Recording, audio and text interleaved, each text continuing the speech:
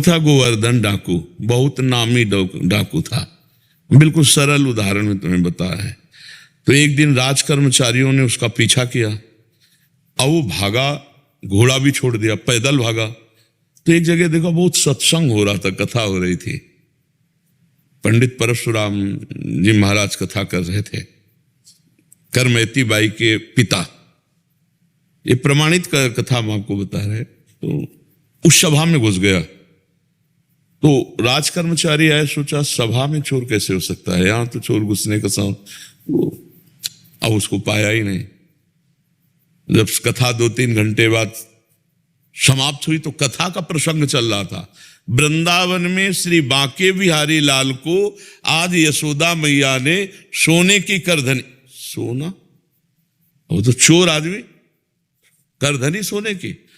भगवान श्री कृष्ण चंद्र जी को बांके बिहारी को कह के पुकार, 8 वर्ष की अवस्था है, मैया ने सोने की लकुट दी, सोने का। अरे इतना माल एक ना साधारण, और गाय चराने अपने सखाओं के साथ जा रहे हैं। कथा समाप्त हुई, नजदीक पहुंचा, चाकू निकाली, पंडित परशुराम जी के गले में लगाई, पता लिखो। ये जो इतना धनी बालक का वर्णन कर रहे थे, पता लिखो।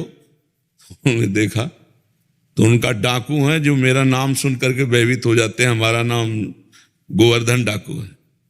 कहा भैया इतनी तुम्हें जल्दीबाजी क्या है?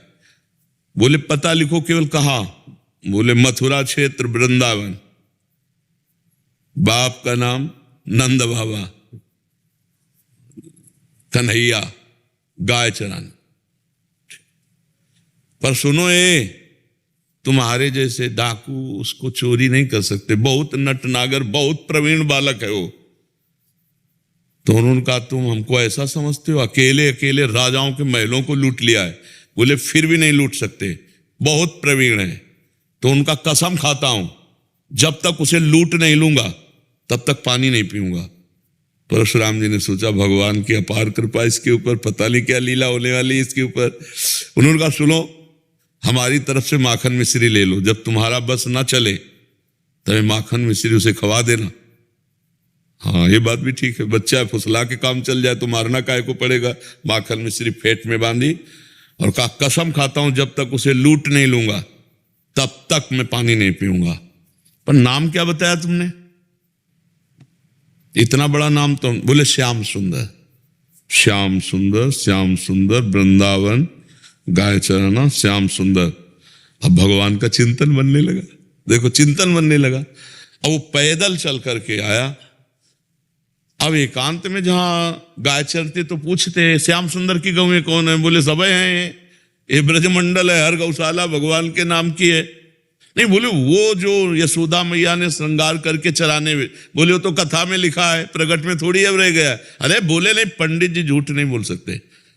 हम लोग चोर डाकू झूठ बोल सकते हैं, पंडित थोड़ी झूठ बोल सकते हैं। भगवान तो है ना, वो अपने भगवान को तो श्याम सुंदर है ना।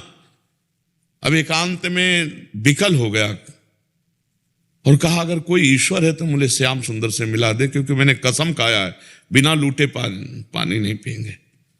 इतने में आवाज आई एक ग्वारिया पर, ए श्याम सुंदर तुम्हारी गाय इधर जा रही। अरे दौड़ा उधर, देखा कमर में हाथ रखे, न जाने कौन से गुण पर दयाली दिए जाते हैं, पीतांबर की फेट, वैसे ही श्रृंगार जैसा पंडित जी ने वर्णन किया था। श्याम सुंदर, कमल नयन, मोर मुकुट और करधनी और लकुट। उसने हर चाकू निकाली, हर सखा को, वो सब सखा दिव्य, वो गायें दिव्य भगवान ने प्रकट की थी। सब सखाओं का भाग जाओ नहीं मार डालेंगे। भगवान ने इशारा किया कि जाओ इसको हमें एकांत में निहाल करना है। बोले हाँ बोल रहे। बोले तू डरता ले क्या? बोले अब काल से भी नहीं डरते, तेरे से क्या डरना है? बोले मेरा नाम नहीं सुना होगा इसलिए तू डरेगा। अभी मेरा नाम गोवर्धन डाकू, तो वो गोवर्धन ही तो नाम है ना, मेरा नाम गोवर्धन धारी है। भगवान उससे जब वार्ता कर रहे हैं तो उसका जीवत्व तो नष्ट हो रहा है, अज्ञान नष्ट हो रहा है। उन्होंने देखा बड़ा प्रवीण पंडित जी कह रहे थे माखन मिश्री खवा के काम कर ले। बोले सुनो, भगवान ने कहा अच्छा ऐसा प्यार करते हो? बोले प्यार के लिए नहीं है, ये सोना चांदी जो पहले ये उतराले के लिए। वो कहा ये तो वैसे ही उतार देंगे, लाओ तुम्हारा माखन मिश्री खाई और कहा थोड़ा तुम खाओ, और जे भी भगवान ने चखाया उसे भगवत अज्ञान हो गया। अब भगवान को साष्टांग दंड, प्रभु प्रभु। एक बात सुनी कि कन्हैया गाँव में चरा रहा है, चल पड़ा, कसम खा ली तो भगवान मिल गए। यहाँ जीवन व्यतीत हुआ जाता है, हलवा पूड़ी खा करके दिनचर्या का बैलेंस बनाते रहते हैं, तो भगवान कहाँ मिले? जब भूख प्यास सहकर केवल भगवान के दर्शन के लिए, तो भगवान उसी समय प्राप्त हो जाते हैं। हम लोग सुनते बहुत हैं, समझदार बहुत हैं, नहीं करना चाहिए ये भी जानते हैं, लेकिन भजन ना होने के कारण हम उसको उतार नहीं पाते हैं। भजन शुरू करो, अभी बात बन जाए। नाम जप करो और निश्चय करो कि मुझे इस मार्ग में चलना है, तो पापाचरण नहीं करना है, गंदी बात नहीं करनी, किसी को दुख नहीं देना, किसी का अहित नहीं करना, तो मंगल शुरू हो जाए। अभी दिव्यता आने लगी अंदर, अंदर की दिव्यता, ये बाहर शरीर का राग छूट जाता है। समझ पा रहे?